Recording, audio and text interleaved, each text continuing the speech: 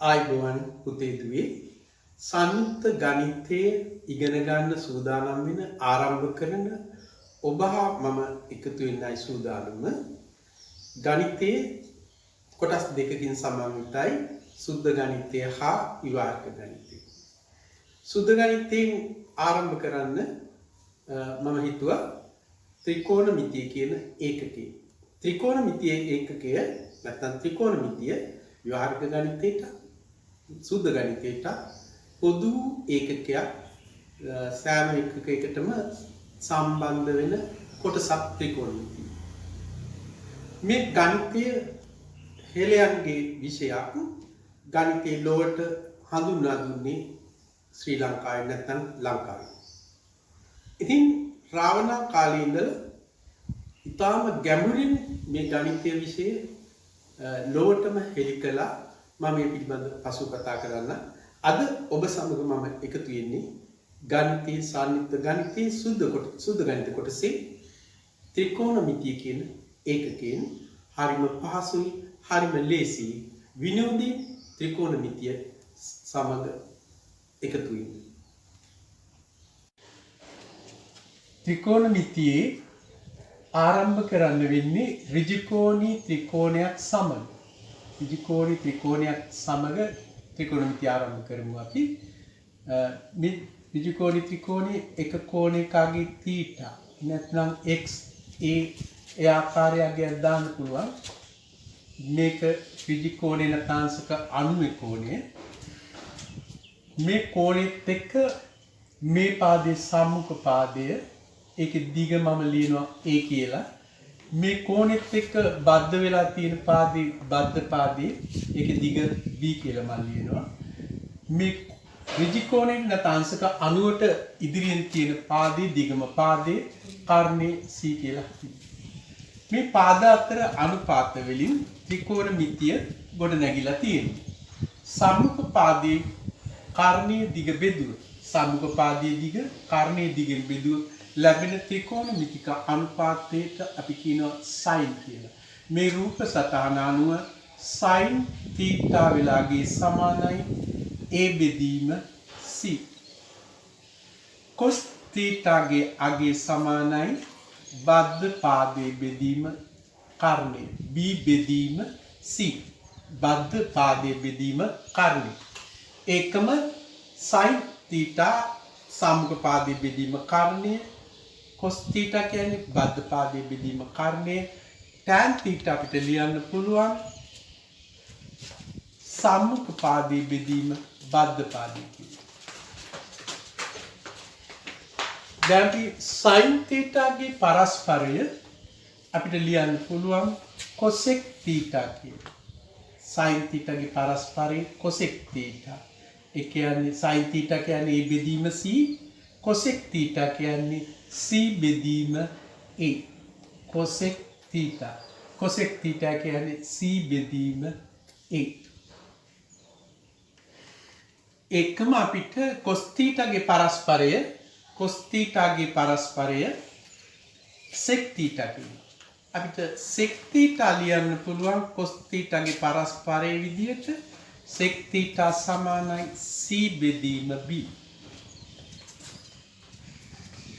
tan θ ගේ පරස්පරය නැත්නම් අපිට කියන්න පුළුවන් 1යට tan θ කියලා. tan θ ගේ පරස්පරය cot θ.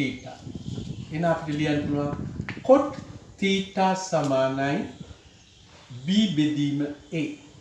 මේ ත්‍රිකෝණමිතික අනුපාත 6 සමග අපි දිගින් දිගටම සාකච්ඡා කරන්නේ. අපේ ගැටළු පවතින්නේ මේ ත්‍රිකෝණමිතික අනුපාත සමග. දැන් අපි බලමු මේගොල්ලෝ අතර සම්බන්ධය. sin θ, cos θ, tan θ අතර සම්බන්ධයක් තියෙනවා. ඒ සම්බන්ධය මොන විදිහට අපි ගොඩනගන්නේ? බලන්න sin θ බෙදීම cos θ. sin θ බෙදීම cos θ සමානයි අපි sin θ කියලා කියන්නේ a බෙදීම c බෙදීම cos θ. cos θ කියන්නේ b බෙදීම c. මෙයා අපිට ලියන්න පුළුවන් නැවත මේ විදිහට A බෙදීම C ගුණ කිරීම B C බෙදීම B. C ට C කැන්සල් වෙනවා. එතකොට අපිට ලැබෙන්නේ A බෙදීම B. දැන් අපිට ලියන්න පුළුවන් sin θ බෙදීම cos θ සමානයි A බෙදීම B. sin θ බෙදීම cos θ සමානයි A බෙදීම B. A බෙදීම B කියන්නේ tan θ. එහෙනම් අපිට A බෙදීම B වෙනුවට ලියන්න පුළුවන් tan θ කියලා. එහෙනම් sin θ බෙදීම cos θ සමානයි tan θ කියලා අපිට පෙන්වන්න පුළුවන්. එකම cos θ බෙදීම sin θ. cos θ බෙදීම sin θ. cos θ කියලා කියන්නේ අපි කිව්වා b බෙදීම c. b බෙදීම c. බෙදීම sin θ. cos θ බෙදන්න ඕනේ sin θ. sin θ කියන්නේ a බෙදීම c. ඒ අනුව අපිට කියන්න පුළුවන් b බෙදීම c ගුණ කිරීම c බෙදීම a කියලා. මේ c ට c කැපෙනවා. එතකොට අපිට කියන්න පුළුවන් cos θ බෙදීම sin θ සමානයි b බෙදීම a. එහෙනම් අපිට කියන්න පුළුවන් cos θ බෙදීම sin θ සමානයි b බෙදීම a. b බෙදීම a කියලා කියන්නේ cot θ. එහෙනම් cos θ බෙදීම sin θ සමානයි cot θ. දැන් අපි ඉගෙන ගත්ත දේ නැවත සාරාංශ කරමු. ත්‍රිකෝණී ත්‍රිකෝණයක කෝණයක් නම් කරනවා θ කියලා. sin θ සමානයි සම්මුඛ පාදයේ බෙදීම කර්ණය A බෙදීම C. cos θ සමානයි බද්ධ පාදයේ බෙදීම කර්ණය B බෙදීම C. tan θ කියන්නේ සම්මුඛ පාදයේ බෙදීම බද්ධ පාදයේ පුරුෂතානන් A බෙදීම B. sin θ ගේ පරස්පරය cosec θ. cosec θ කියන්නේ තුට C බෙදීම A. sec θ cos θ ගේ පරස්පරය cot θ tan θ ගේ පරස්පරය. sin θ cos θ ගෙන් බෙදුවහම ලැබෙනවා A බෙදීම C බෙදීම B බෙදීම C. නැවත බලන්න A බෙදීම C ගුණ කිරීම B බෙදීම C බෙදීම B කියලා ලියලා C ට C කැන්සල් වුණාම A බෙදීම B වෙනවා. ඒකට sin θ බෙදීම cos θ කියන්නේ A බෙදීම B. A බෙදීම B කියන්නේ tan θ නිසා A බෙදීම B අපි රූප සටහන අනුව පැහැදිලිව පේනවා A බෙදීම B කියන්නේ tan θ. එහෙනම් sin θ බෙදීම cos θ සමානයි tan θ. cos θ sin θ ගෙන් බෙදමු. cos θ බෙදීම sin θ. cos θ කියන්නේ B බෙදීම A. sin θ කියන්නේ A බෙදීම C. cos θ කියන්නේ B බෙදීම C. sin θ කියන්නේ A බෙදීම C. එතකොට B බෙදීම C ගුණ කිරීම C බෙදීම A කියලා අපිට ලියන්න පුළුවන්. ඒ අනුව cot θ සමානයි cos θ බෙදීම sin θ. cot θ කියන්නේ cos θ බෙදීම sin θ. මේ ත්‍රිකෝණමිතික අනුපාත ආශ්‍රයෙන් අපිට ගණිතයේ ත්‍රිකෝණමිතිය ඉදිරියට ගෙනියන්න පුළුවන්. මේ කොටස අපි තාම හොඳින් අවබෝධ කරගෙන හිටියොත් අපිට ඉදිරි කොටස සාර්ථකව කරගෙන යන්න පුළුවන්. නැවතත් මම sin θ cos θ tan θ වල අගයන් ලියනවා. sin θ කියන්නේ A බෙදීම C, cos θ කියන්නේ B බෙදීම C, tan θ කියලා කියන්නේ සම්මුඛ පාදයේ බෙදීම බද්ධ පාදයේ ඒ බෙදීම B මෙයාගේ පරස්පරයේ sin θගේ පරස්පරයේ cosec θ කියලා කියන්නේ sin θගේ පරස්පරයේ C බෙදීම A cosec θ කියලා කියන්නේ C බෙදීම A cos θගේ පරස්පරයේ sec θ සමානයි C බෙදීම B tan θගේ පරස්පරයේ cot θ සමානයි B බෙදීම A දැන් අපි බලමු sin වර්ග θ sin වර්ග θ කියලා කියන්නේ sin θ ගුණ කිරීම sin θ sin වර්ග θ sin θ ගුණ කිරීම sin θ sin θ කියන්නේ A බෙදීම C එහෙනම් sin වර්ග θ වෙලාගේ A වර්ගයේ බෙදීම C වර්ගය ඊට පස්සේ අපිට ලියන්න පුළුවන් cos වර්ග θ කියලා කියන්නේ cos θ කියන්නේ B බෙදීම C එහෙනම් cos වර්ග θ කියන්නේ B වර්ග බෙදීම C වර්ග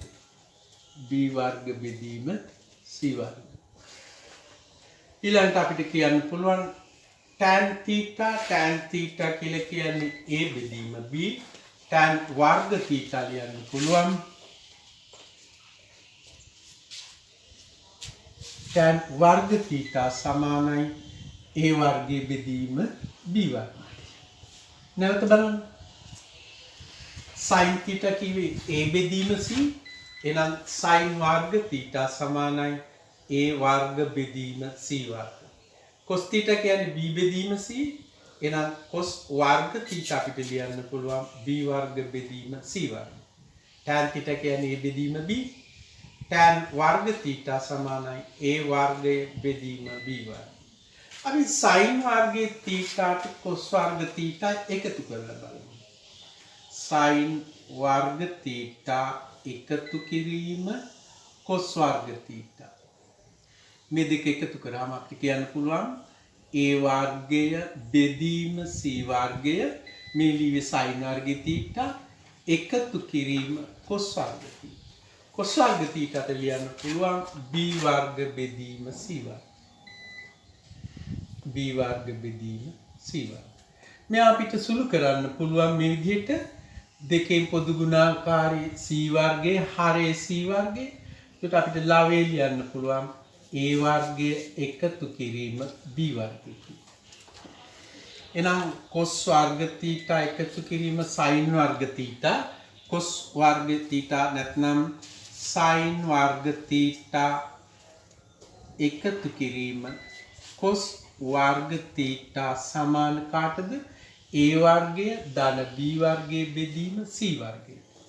අපි දන්නවා මේ ඍජුකෝණී ත්‍රිකෝණයේ මේ පාදයේ කර්ණය මේ පාදවල වර්ගයන්ගේ එකතුව මේ පාදයේ වර්ගයට සමානයි. පයිතගොරස් ප්‍රමේය අනුව. පයිතගොරස් ප්‍රමේය කියන්නේ කර්ණයේ වර්ගය ඉතිරි පාදවල වර්ගයන්ගේ එකතුවට සමානයි. එහෙනම් අපිට A වර්ගය ඒල වර්ගයේ මේ පාදයේ වර්ගයේ ධන මේ පාදයේ වර්ගය වෙනුවට ලියන්න පුළුවන් C වල වර්ගය. නැත්නම් A වර්ගය එකතු කිරීම B වර්ගයේ වෙනුවට C වර්ගය ලියන්න. එහෙනම් මම මෙතන ලියනවා A වර්ගය එකතු කිරීම B වර්ගයේ C වර්ගය. බෙදීම C වර්ගය. C වර්ගයේ බෙදීම C වර්ගය කියන්නේ එකයි. එහෙනම් අපිට කියන්න පුළුවන් cos වර්ග θ එකතු කිරීම sin වර්ග θ සමානයි C වර්ග බෙදීම C වර්ගය එහෙම නැත්නම් 1යි. ඒ අනුව අපිට සකස් කරන්න පුළුවන් සූත්‍රයක් sin වර්ග θ එකතු කිරීම cos වර්ග θ සමානයි 1යි කියන.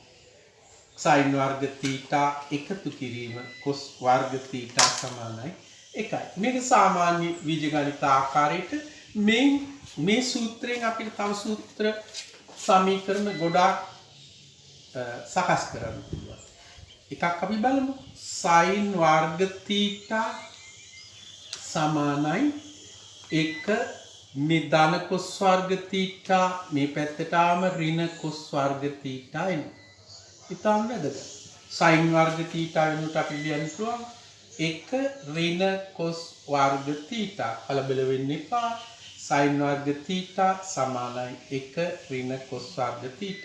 ඔන්න අපිට මෙයා ලියන්න පුළුවන් වර්ග දෙකක අන්තරයක් විදිහට 1 ඍණ cos වර්ග θ කියන්නේ 1 ඍණ cos θ වතාවක් 1 ධන cos θ. එතකොට sin වර්ග θ ලියන්න පුළුවන් 1 ඍණ cos වර්ග θ නැත්නම් එකක් වර්ග දෙකක අන්තරයක් විදිහට 1 ඍණ cos θ 1 ධන cos θ ආකාරයෙන් ලියන්න පුළුවන්. මේ තව අපිට ඕන sin වර්ග θ බෙදීම අර පැත්තේ තියෙන 1 ඍණ cos θ මේ පැත්තේ බෙදීමකට ලක් කරොත් එහෙම sin වර්ග θ බෙදීම 1 ඍණ cos θ සමානයි 1 ධන cos θ. මේවා කටපාඩම් කරන්න හිමි එපා. මේ අපි ගණනය කිරීමේදී අපිට සාමාන්‍ය විදිහට ගණනය කරන්න පුළුවන්.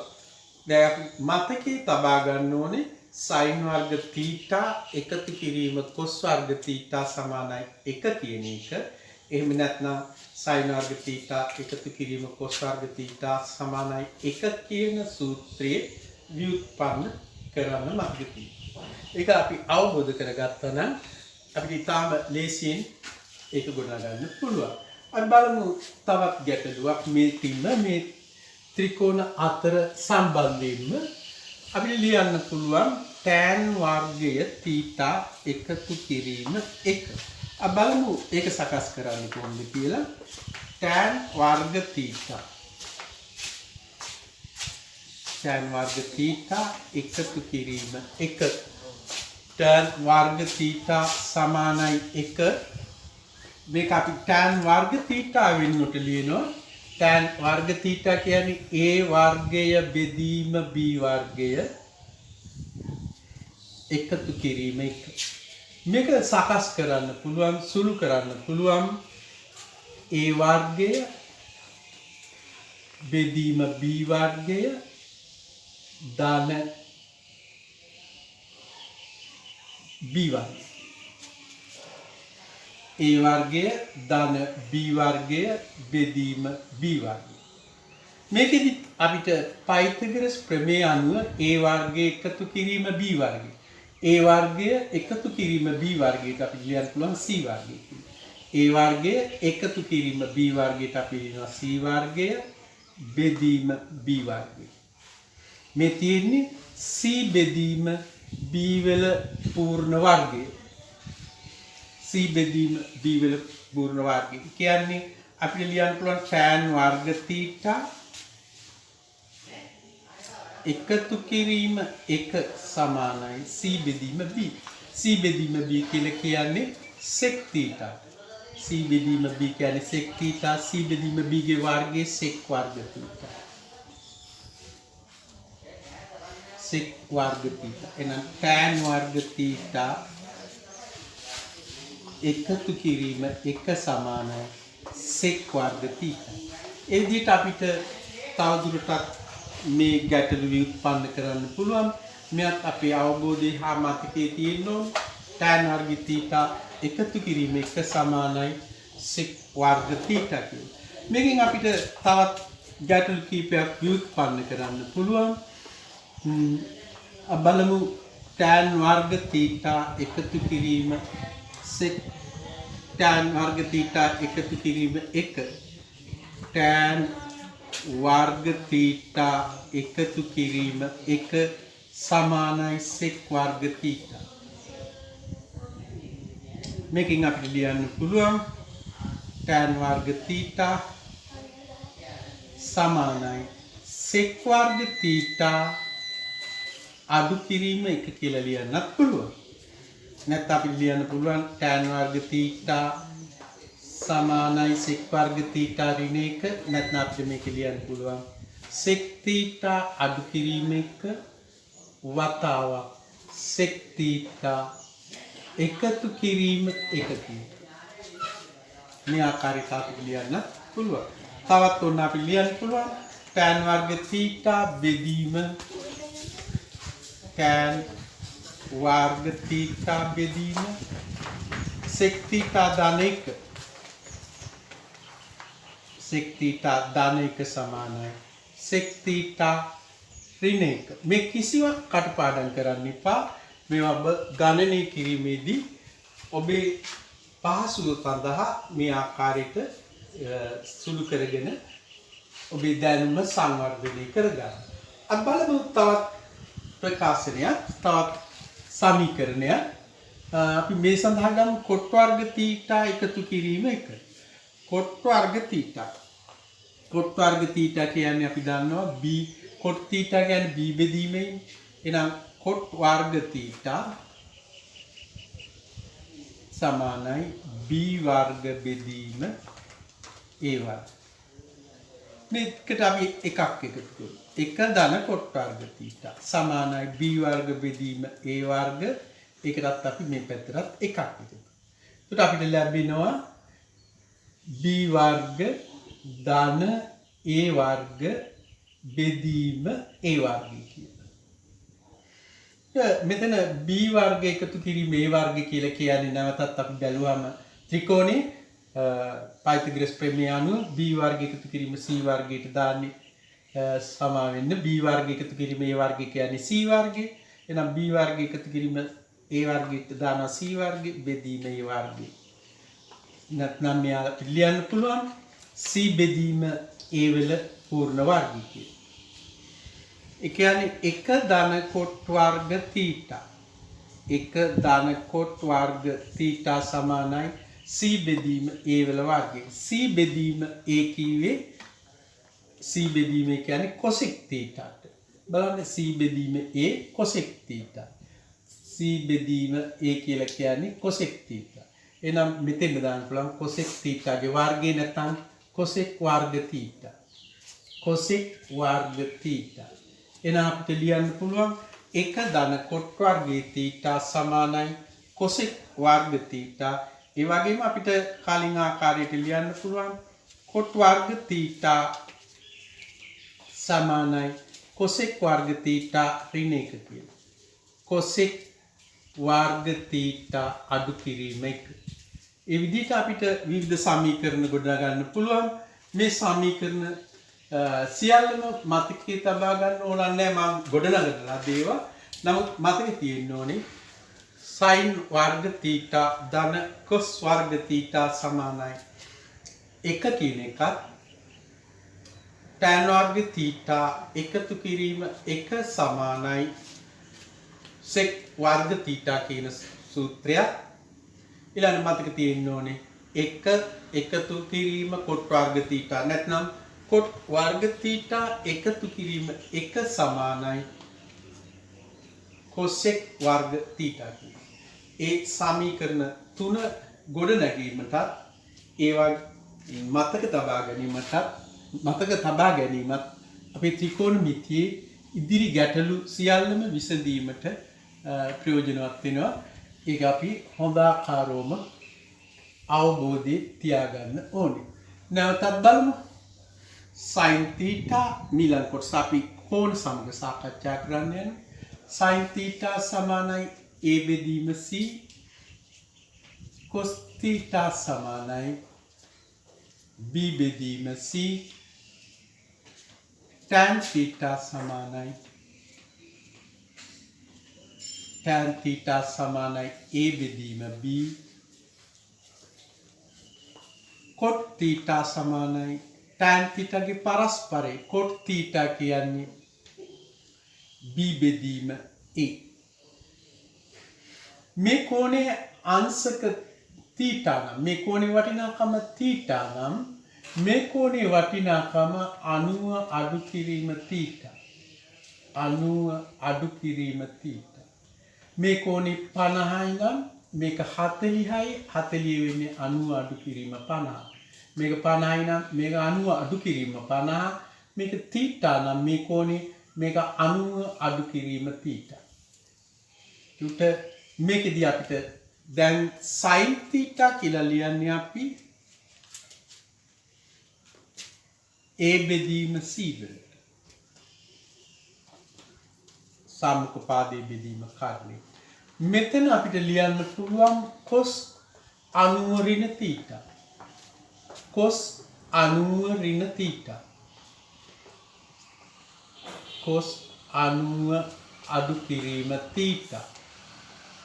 ඒ කියන්නේ මේ කෝණයට බද්ධ පාදයේ A මේ කෝණය ආශ්‍රිතව. දැන් අපි මේ කෝණය ලබා ගත්තේ 90 අඩු කිරීම θ කියලා. මෙන්න මේ කෝණය ඒ කෝණයට බද්ධ වූ පාදයේ A කර්ණයේ සීමා.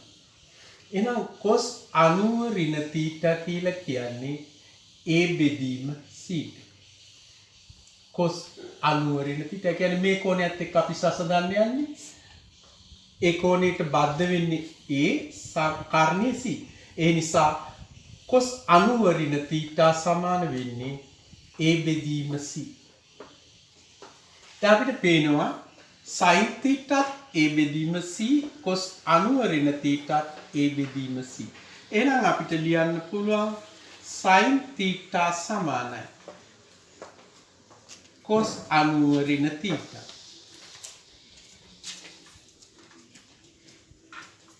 දැන් බලන්න sin θ සමානයි cos 90 ඍණ θ. sin θ කියන්නේ a බෙදීම c cos 90 ඍණ θ a බෙදීම c. එහෙනම් දෙන්නම a බෙදීම c නිසා sin θ cos 90 ඍණ θට සමානයි. එහෙනම් දැන් අපිට දිගින් දිගටම මතකේ පවතින්න ඕනේ sin θ සමානයි cos 90 ඍණ θ කියන්නේ. sin θ සමානයි cos 90 ඍණ θ. දැන් උදාහරණ වශයෙන් ගමු sin 30 sin අංශක 30 සමානයි cos වලින් ලියන්න ගියොත් cos 90 ඍණ 30. 90 ඍණ 30. එහෙම නැත්නම් 90 අඩු කිරීම 30 කියලා කියන්නේ cos 60. cos 60. එහෙනම් sin 30 සමානයි sin අංශක 30 සමානයි cos අංශක 60. තව එකක් බලන්න. sin 75. sin 75 cos අංශක වලින් නැත්නම් cosine වලින් ලියන්න. sin 75 සමානයි cos 90 ඍණ 75.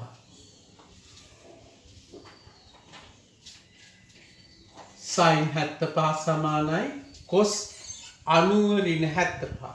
නැත්නම් sin 75 සමානයි cos 90 ඍණ 75. cos 90න් 75ක් අඩු කරාම 15. එහෙනම් sin 75 සමානයි cos 15. මේ ආකාරය අපිට දිගින් දිගටම ගණන් හදාගෙන යන්න පුළුවන්.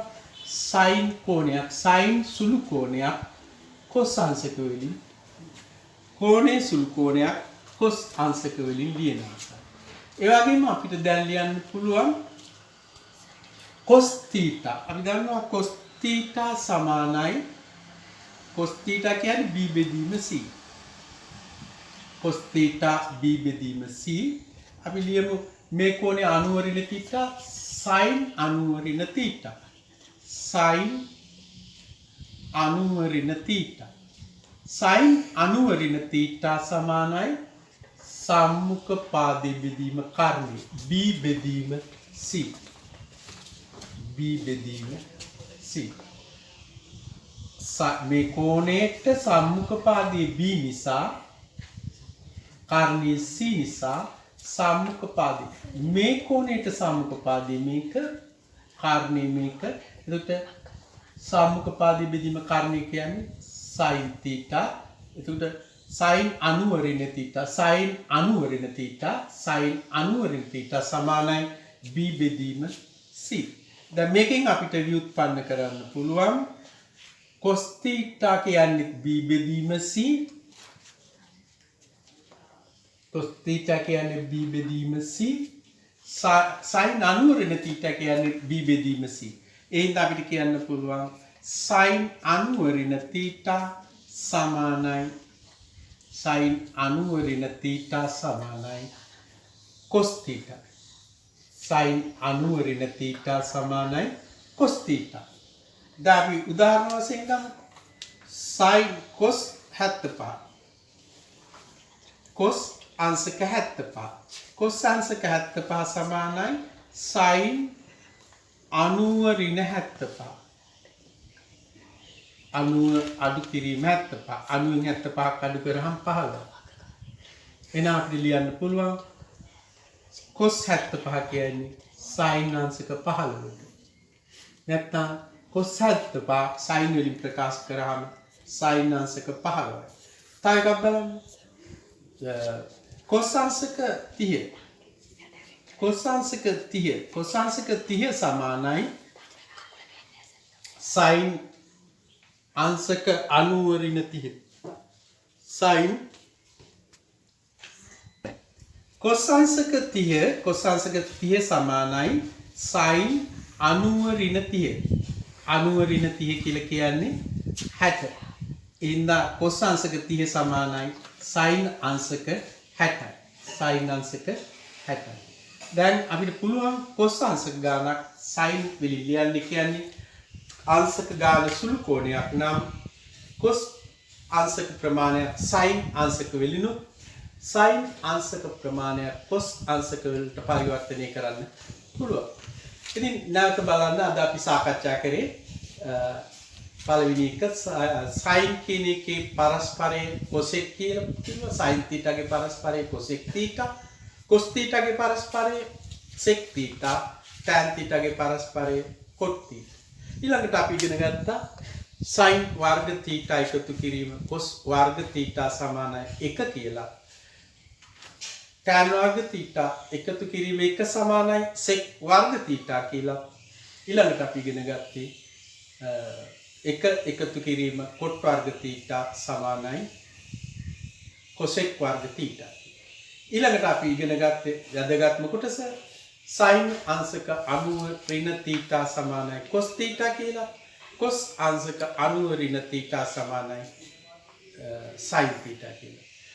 නැවත මම ඔබ හමු වෙනවා ත්‍රිකෝණමිතියේ අද ආරම්භක කොටසෙන් සාකච්ඡා කරපු කොටසේ ඔබට ගැටලුවක් තිබෙනවා නම් අප හා සමග එකතු වී ඔබට ගැටලුවක් තියෙනවා නම් පුතේ දුවේ අපි සමග එකතු වෙන්න පුළුවන් මෙන්න මේ ලිපිණියෙන් ගණිත ගුරු ගෙදර නොම්බර 9 දියතලාව. ගණිත ගුරු ගෙදර නොම්බර 9 දියතලාවෙන් ඔබට ගැටලුවක් තියෙනවා නම් විසඳන්න පුළුවන්. ඔබගේ සියලුම ගැටලුවට අපි ලිඛිත පිළිතුරු සපයන්න පොරොන්දු වෙනවා. ඉතින් පුතේ අපි අද සමුගන්නවා. අද මට සහාය දුන්නා මේ වැඩසටහන කරන්න දෙව්මිනි සෙව්මිනි තනුජ ආන්ජලි. ඒ දරුවන්ට මගේ ගෞරවනීය ස්තුතියක් පුද කරමින් ඔබෙන් මම සමුගන්නා. නැවත හෙට දිනේදී ඔබ සමග එකතු වෙන්න බලාපොරොත්තු වෙනවා.